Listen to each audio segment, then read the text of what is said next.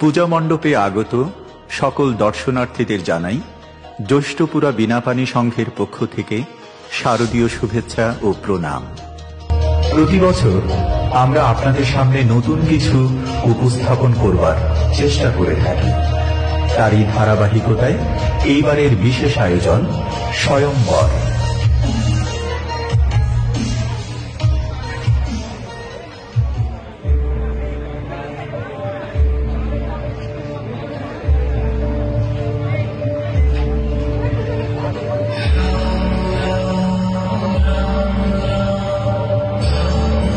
হিন্দু ধর্মীয় শাস্ত্রের অন্যতম অংশ রামায়ণ। বিষ্ণুর সপ্তম অবতার রাম ছিলেন অযোধ্যার রাজা দশরথ ও তার জ্যেষ্ঠা স্ত্রী কৌশল্যার জ্যেষ্ঠ ও প্রিয়তম পুত্র। মিথিলার রাজা জনক ছিলেন দেবী সীতার পিতা। পুরাণ মতে সীতা ভূমি থেকে উৎপন্ন হয়েছিলেন এবং রাজা জনক তাকে দত্তকন্যা হিসেবে লালন করেন। যখন সীতা প্রাপ্তবয়স্ক হন, রাজা জনক স্বয়ংবরের আয়োজন করলেন এই শর্তে, যে রাজপুত্র দেবতা শিবের হরধনুকে তুলতে ও দড়ি দিতে সক্ষম হবে, সীতা তার সঙ্গেই বিবাহ বন্ধনে আবদ্ধ হবেন। অনেক রাজা, রাজপুত্র, বীরযোদ্ধা, এমনকি লঙ্কারাজ রাবণও উপস্থিত হলেন সেই সভায়। স্বয়ম্বরের কথা শুনে বিশ্বামিত্র রাম ও লক্ষ্মণকে সাথে নিয়ে জনকের আমন্ত্রণে অনুষ্ঠানে অংশগ্রহণ করলেন। প্রজাজন, আজ আমার কন্যা সীতার স্বয়ংবর। বহু যুগ পূর্বে শিব ঠাকুরের যে ধনুক আমি পূজার সময় পেয়েছিলাম, সেই হরধনু তুলতে পারি।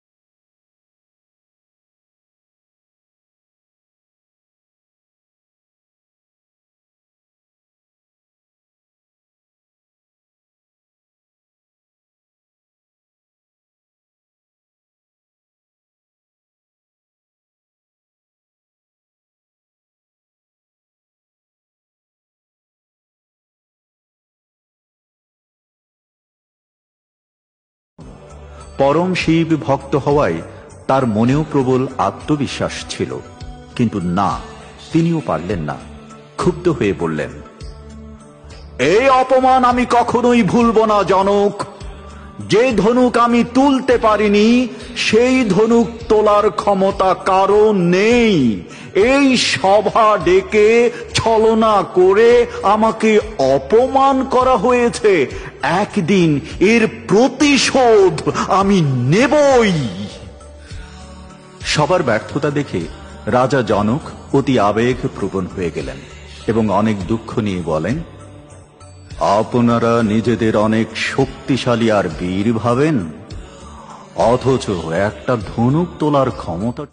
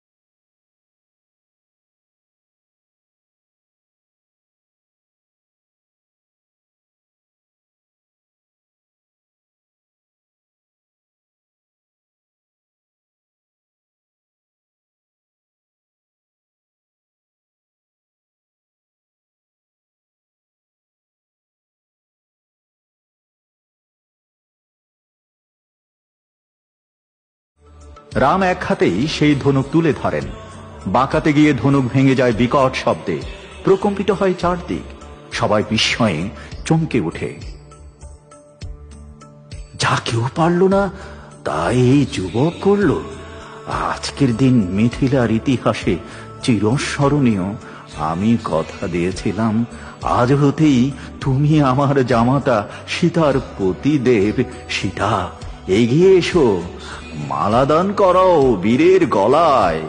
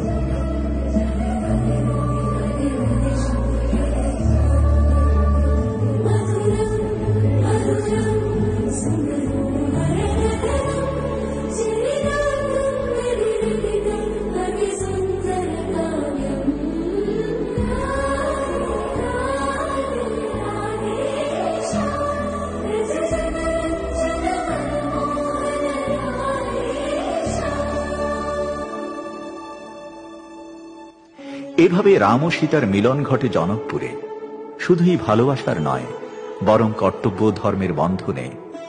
কিন্তু রাবণের মনে সেদিন থেকেই জন্ম নেয় তীব্র ক্ষোভের, যা পরবর্তীতে সীতাহরণের মাধ্যমে ভয়ঙ্কর রূপ নেয়।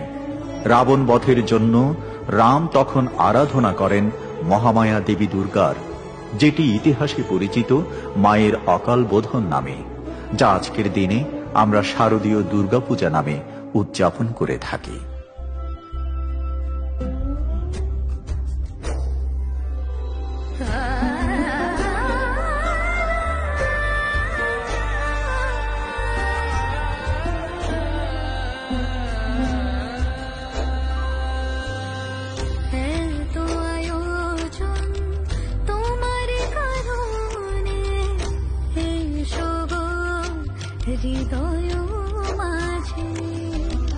সাজে ভুবন তোমারে সাজে, কি মায়া অপরূপ সাজে।